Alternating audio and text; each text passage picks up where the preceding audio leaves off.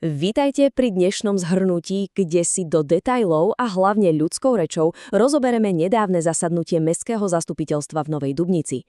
Cieľom je vytiahnuť tie absolútne najdôležitejšie informácie. Takže ak chcete mať jasný prehľad o tom, čo sa v meste reálne deje, ako naši volení zástupcovia pracujú a hlavne ako hlasujú a rozhodujú o dôležitých veciach, ste na správnom mieste. Poďme priamo na to. Celé to máme rozdelené do 5 logických krokov. Pozrieme sa na samotné fungovanie zastupiteľstva, prejdeme si financie a sociálnu sféru, ukážeme si zelené projekty, následne podporu komunity a bezpečnosť, no a na záver nevynecháme to najdôležitejšie – hlas samotnej verejnosti. Začneme hneď prvým bodom, ktorým je správa mesta. Pozrime sa priamo na tú dynamiku toho, ako poslanci vôbec prijímajú rozhodnutia.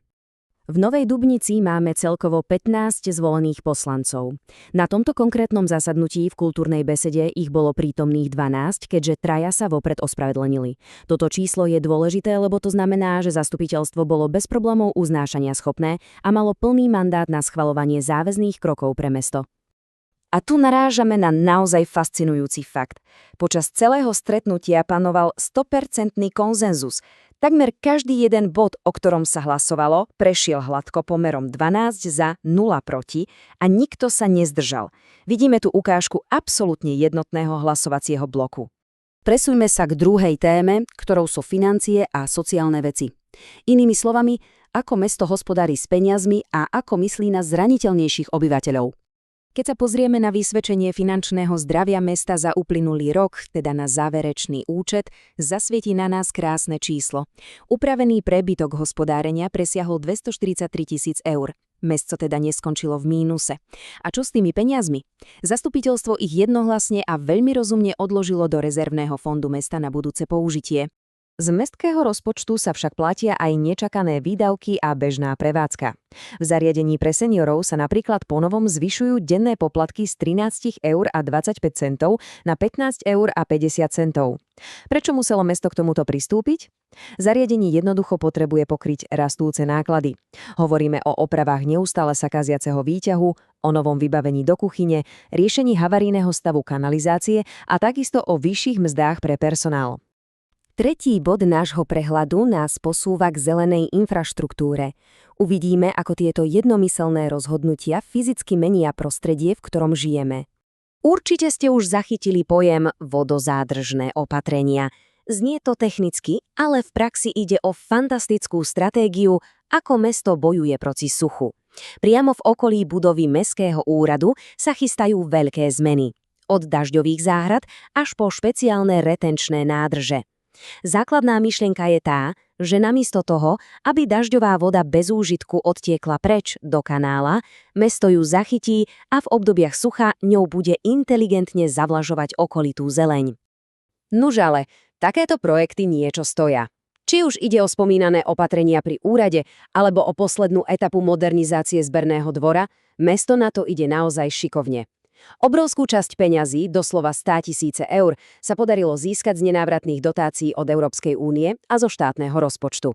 Zvyšok sumy si mesto dofinancuje cez mimoriadne výhodný úver z environmentálneho fondu. Bavíme sa o úrokovej sadzbe len 2% ročne. A ak vám pri slove úver okamžite napadne, či sa mesto náhodou príliš nezadlžuje, tento graf vás upokojí. Na Slovensku je zákonný limit pre zadlženie samospráv stanovený na 60%. Skutočný dlh Novej Dubnice je však len niečo pod 28%. To znamená, že aj s týmito novými enviroúvermi zostáva mesto v silnej a mimoriadne stabilnej finančnej kondícii. Štvrtou veľkou témou je komunita a bezpečnosť. Tu sa naozaj jasne ukazuje, ako poslanci investujú priamo do ľudí, do športu a do ochrany. Začíname výbornou správou pre všetkých, ktorí sa radi hýbu. Areál bývalej základnej umeleckej školy konečne získa nový dých. Športová akadémia OSA tam ide postaviť moderný športový hub.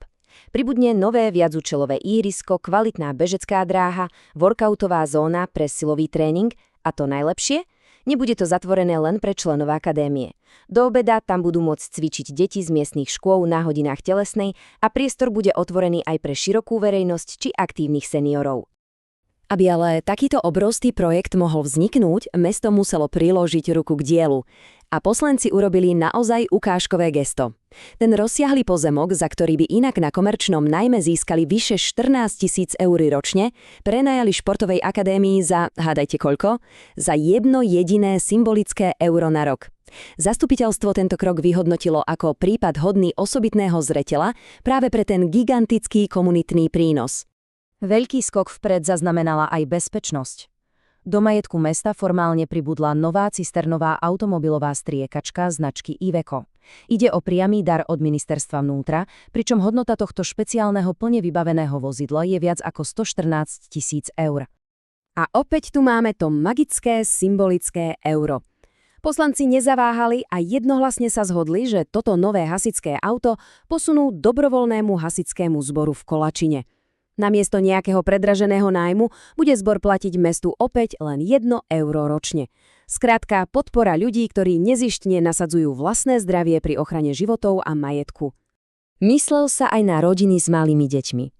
Mesto urobilo veľmi strategický obchod, zamenilo svoj 530-metrový pozemok s jednou súkromnou firmou za oveľa väčší, takmer 1300-metrový pozemok vo Veľkom Kolačíne. A to s naozaj zanedbateľným doplatkom necelých 600 eur.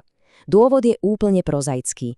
Tento nový priestor sa nachádza v areáli zdravia a mesto tam chce vybudovať moderné hracie prvky a vytvoriť krásnu oddychovú zónu pre celé rodiny.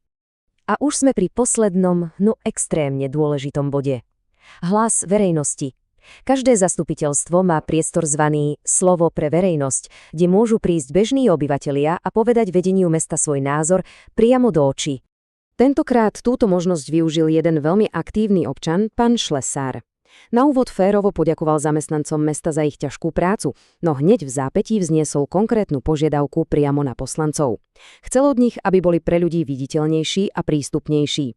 Navrhol, aby mali v mestských novinách tzv. Poslanecké okienko a čo je zaujímavé, žiadal, aby si každý z nich vzal tak povediac pod patronát konkrétne ulice vo svojom obvode.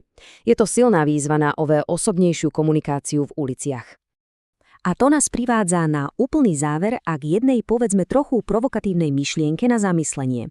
Keď sa pozeráme na zdravý rozpočet a vidíme, že každé jedno hlasovanie prejde absolútne hladko s výsledkom 12 za a 0 proti, je to automatický dôkaz, že mesto funguje v takej tej dokonalej ideálnej harmónii, alebo by predsa len bolo zdravšie, keby sme pre takýmito dôležitými rozhodnutiami počuli aj konštruktívnu kritiku a videli živšiu verejnú debatu?